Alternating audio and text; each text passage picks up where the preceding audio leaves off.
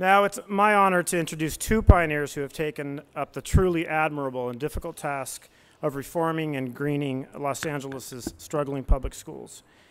Marco Petruzzi is CEO and president, and Steve Barr is founder and chair emeritus of the board of directors of Green Dot Charter Schools. Green Dot works in cooperation with the Los Angeles Unified School District to re-envision a school system made up of small, excellent schools. These schools support teachers to educate creatively, encourage parents to be actively involved in their children's education, and to help students to learn how to succeed in college, in leadership, and in life, regardless of their background. And they're doing it in an environmentally sustainable way, which is important to CLCV, and which is why they're being honored tonight. This year, Green Dot opened a new school, the ACE Academy, which will prepare students for green-collar jobs in architecture, construction, and engineering. And demonstrating a practical commitment to their green curriculum, all of Green Dot's permanent facilities will be fully LEED certified. Green Dot has built award-winning green facilities in the areas of the city that need them the most. Marco and Steve both have a profound commitment to leveling the educational playing field for all children and helping children to recognize their innate leadership talents. Marco and Steve, please come up and accept CLCV's Environmental Leadership Awards.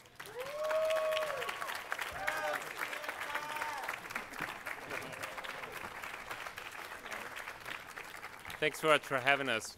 3 years ago, I decided to actually join Green Dot full-time as a COO, and the realities of what we have to do in education in California came really at the forefront. We are now have the not great privilege of being at the bottom of the nation in student funding. It's a tough job when you think about the fact that charter schools also have to build their own facilities. So when I started, I say this because when I started, we had one school in a permanent facility, and we had to build 9 more schools. And we looked at that, and I said, well, you know, we have green in our name. It's kind of silly that we don't build green facilities. And why should green facilities only go to kind of the posh private schools? Why shouldn't we have green facilities in South Central for our students, our minority low-income students in South Central? And so we set out to do that, and it was kind of a holy cow moment. It is very hard to make it work on the public dime. We've built our facilities with the same standards as public schools, with about 30 cents on the dollar. Right now we have 4 LEED certified facilities. We plan to build some more, and they are also award-winning facilities in terms of architecture. But we need to all fight to get more money to the states to figure out how to get out of this nasty situation and to really elevate education to what it needs to be in terms of funding for this state. That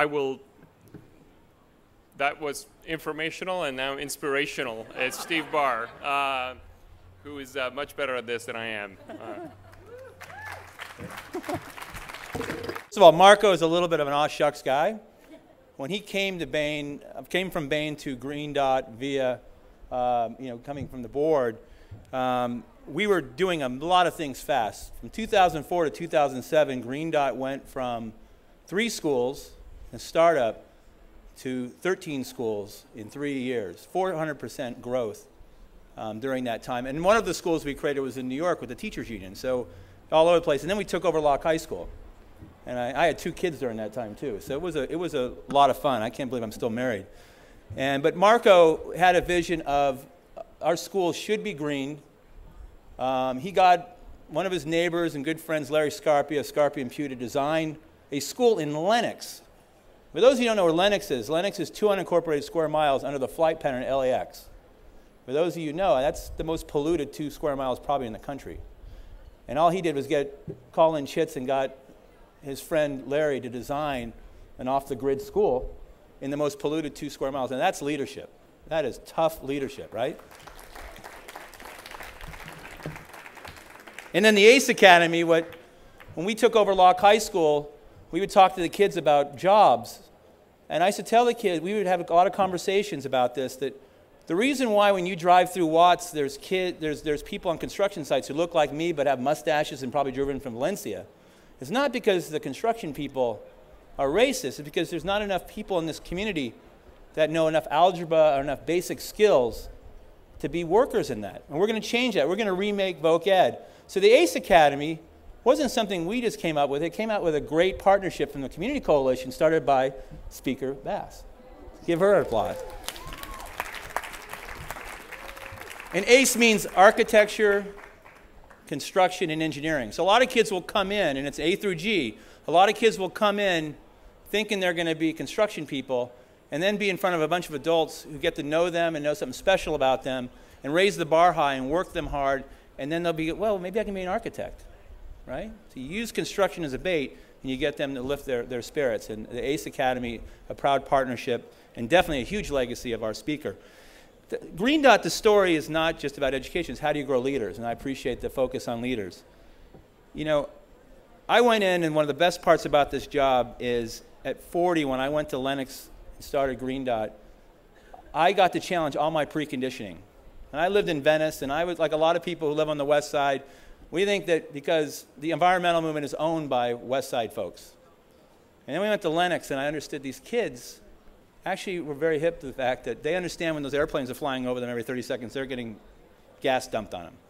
They know they're in the heartland of environmental racism. They rose up, and once we empowered them as leaders and got them the right materials to grow and get a college prep education, they were the ones who came to Marco and me and said, you know what, Mr. Petruzzi, Mr. Barr, the food we're eating every day is full of sodium. And after lunch, we put our heads on our desk because that Title I food, or they call it county food, isn't healthy. They put the pressure on us to go and start and make a partnership with Revolutionary Foods, so we have organic lunches in 5 of our schools here now, and then the rest of the schools have healthy foods from black-owned Dulons in South Central. But the students were the ones, they own the issue. They come to us and they create the pressure points. So this issue is not just owned by those of us on the West Side. These kids are sharp, they're becoming leaders, they're going to go to college, they're going to do the impossible, and they're going to come back. And as I tell them, don't count on a broken down old white liberal to change your neighborhood. You're going to have to come back and change your neighborhood. So the Green Dot story is not just about education reform. It's about creating thousands of Karen Basses and thousands of Neris and thousands of great new leaders to change the system. Thank you.